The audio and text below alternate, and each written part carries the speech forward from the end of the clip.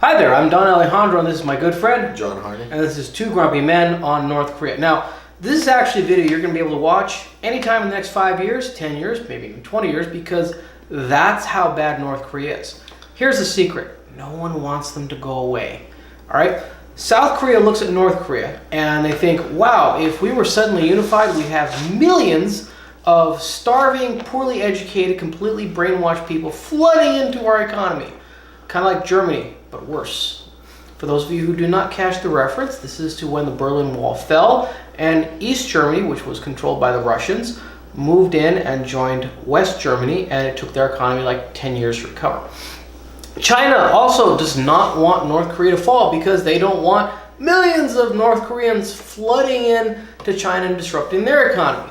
So neither one of their neighbors really want North Korea to fall. Now, it gets better, okay?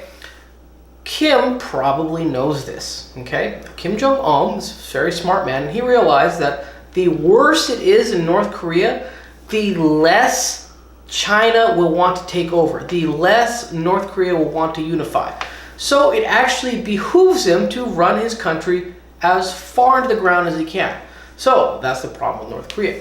The other problem is North Korea is poor. So every once in a while, when things get really bad, North Korea starts rattling the saber. They start saying, we're going to blow things up, we're going to start a war, we're going to march troops across the border. And the rest of the world cries and rattles the saber back, and then they say, okay, you know what, Mr. Kim, how about we just give you some food, give you some money, and you just shut up and go about your business. And eventually Kim says, I would never do that, I would never do that, make the check payable to Kim Jong-un, I would never do that, I would never do that, okay? That's the North Korean game. Now, there is one thing that is changing, and that is the need to unify.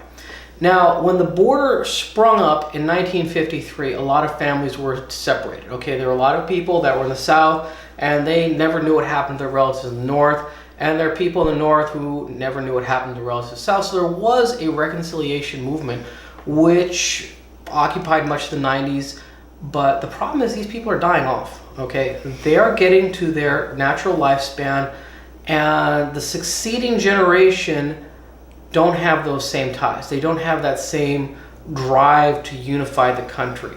So you've got all these factors coming together, which says that barring some huge non-predictable event, which could happen, nothing's going to happen, okay? North Korea is going to stay North Korea, China's going to stay China, South Korea is going to stay China, South Korea, and the U.S. is going to play around with the boats around the border, okay? That's what's going to happen, okay?